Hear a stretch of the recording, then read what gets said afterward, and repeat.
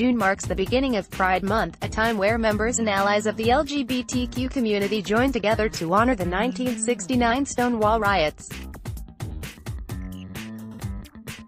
Celebrating the occasion, NSYNC alum Lance Bass teamed up with film producer Nikki Levy to create The Path to Pride, an audio special, for Audible. Bass, 39, came out in a 2006 interview with People magazine. The reveal followed rumors regarding his sexuality that had begun to affect his personal life. Although he's opened up about his journey to acceptance before, The Path to Pride proves there's still more to learn about Bass. It's special that we're using comedy in a way to tell these coming-out stories, Bass said of the Audible special to Newsweek. More people will be open to listening to it that aren't gay. I hope people, especially those that have not come out yet, feel encouraged to be themselves.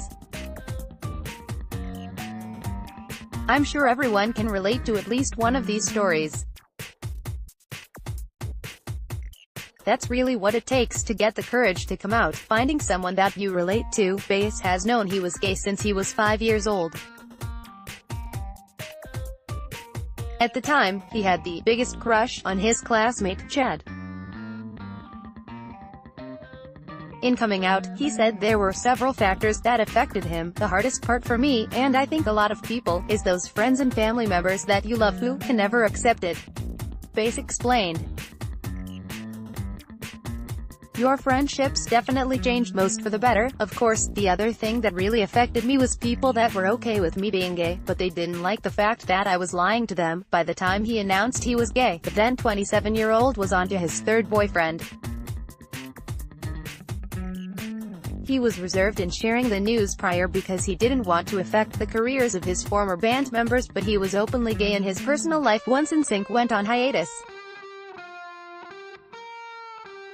Bass was in Provincetown, Massachusetts, with his boyfriend at the time when a person in line near him asked if he was gay. He said he was, and the person turned out to be a reporter from the Washington Post. From there, media speculation circulated and he said some remarks proved to be degrading. He then chose to share his story with people, but he said, "It wasn't my idea to really do that. I knew I was going to have to say something or everyone was going to make up their own things," Bass explained. The magazines called me and said, "Look, we have to write the story with or without you. So, do you want to do it with us or without us?" Within 24 hours, I chose people to tell the story. I did the interview, and the next day it was out on stands. I wasn't ready for that at all. Once Bass came out, his planned projects were pulled, including an upcoming pilot for the CW. He didn't let the setbacks define him, ultimately pivoting his career in a new direction. He was able to go after other passion projects, including television and the restaurant industry. He is currently working toward opening a restaurant in West Hollywood, preparing to create a talk show, launching a dating app and producing a couple of movies.